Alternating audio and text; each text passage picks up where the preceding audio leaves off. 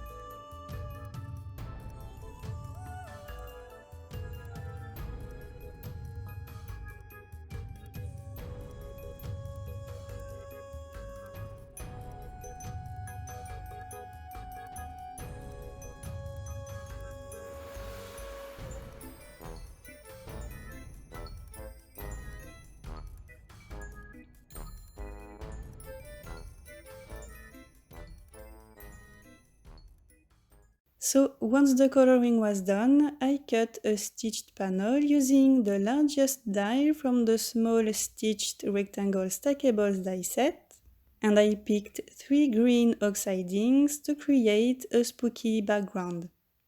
And I knew that one of the ghosts and the cauldron would go in the middle of the scene, and I really wanted to have like a halo behind those images. So I started right in the middle of the panel and applied some twisted citron first. Next I covered the rest of the panel using mowed lawn, and I blended those two colors by going back and forth with my blending tools and also by making circle moves. And then I brought more darkness to this panel by adding a bit of rustic wilderness, mostly on the small edges, and I blended this dark green color using my mowed lawn blending tool. And once again, I did this by making circle moves in order to emphasize the halo effect I wanted to get. Next, I did my same texture routine. I started by adding lots of water droplets all over the panel. I dried those droplets using a paper towel, and then I mixed some rustic wilderness oxide ink with water to create small splatters on the darkest sections of the panel, because I really wanted to keep the middle section very bright. And finally, I decided to bring a touch of shine. I mixed some twisted citron oxide ink with water, and then I added a bit of liquid stardust to this mix, and I splattered this light green shiny mix on the edges of the panel. Next I moved on to the flippy flappy part of the card. I cut a panel out of cilantro cardstock, using once again the largest die from the small stitched rectangle stackables die set. I labeled the front and the back of this panel using a pencil, and then used the mechanism die. Like I said before, I wanted to have one of the ghosts in the center of the card, so I placed this mechanism die right in the middle of my panel, and I made sure that the side with the small arrow was lined up with the edge of the paper. I taped the die to the paper and then ran them through my die cutting machine, and this is what we get. I folded those 5 score lines, folded them towards myself on the front of the panel first, and then I flipped the panel over and folded those 5 score lines again. Doing this both on the front and back of the panel helps to get a really smooth mechanism. Next I cut the pull tab and colored it off screen using the same oxide inks as the ones I used on my spooky background, and I also added the arrow decoration at the end of it.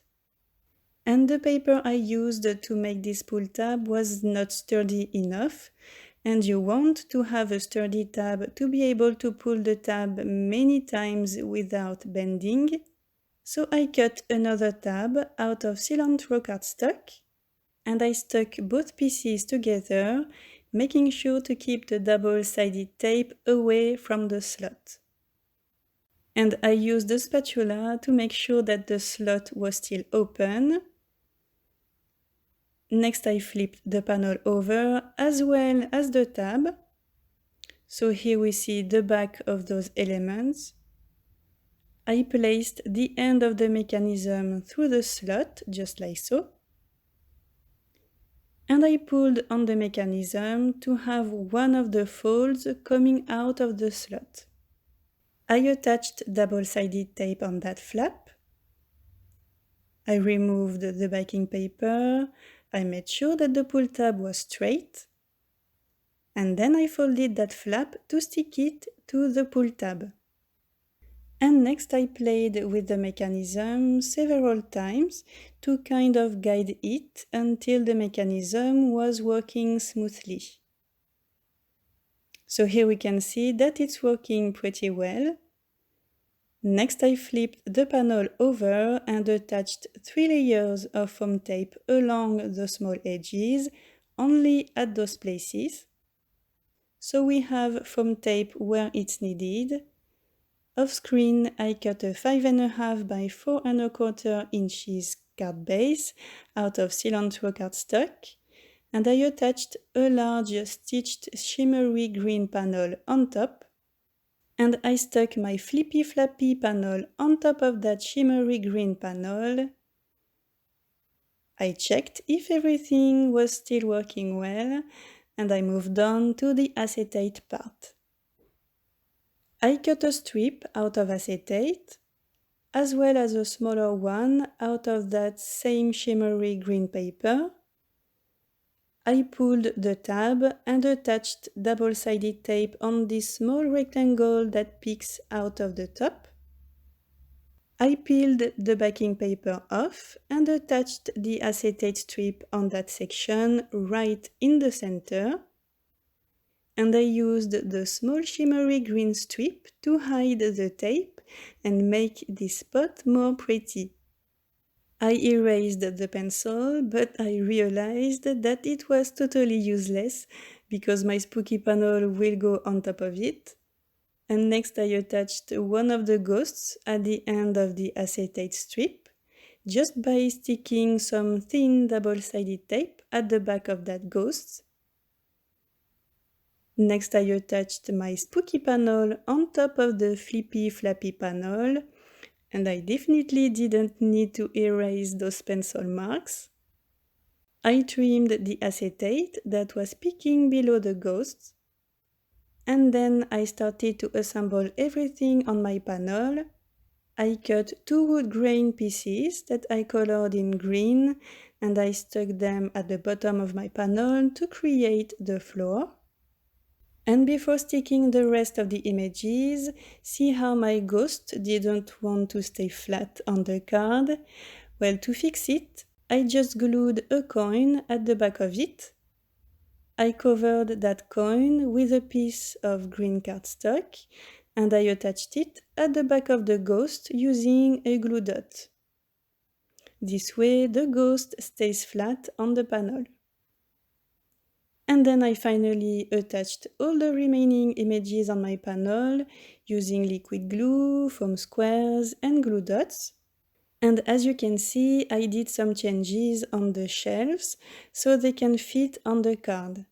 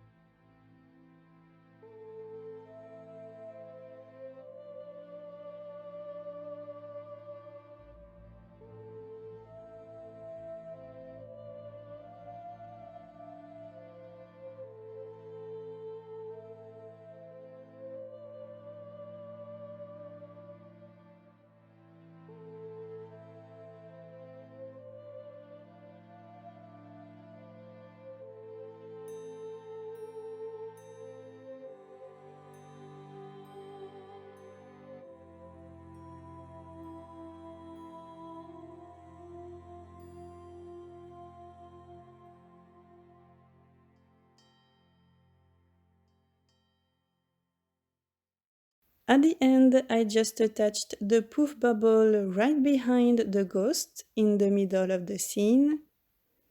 I also added a million details and highlights on the images, on the spooky background as well, using a white gel pen. And I stamped my sentiment Happy Halloween on the pull tab. And that's it, we have a super fun monochrome Halloween scene featuring 3 cute ghost witches.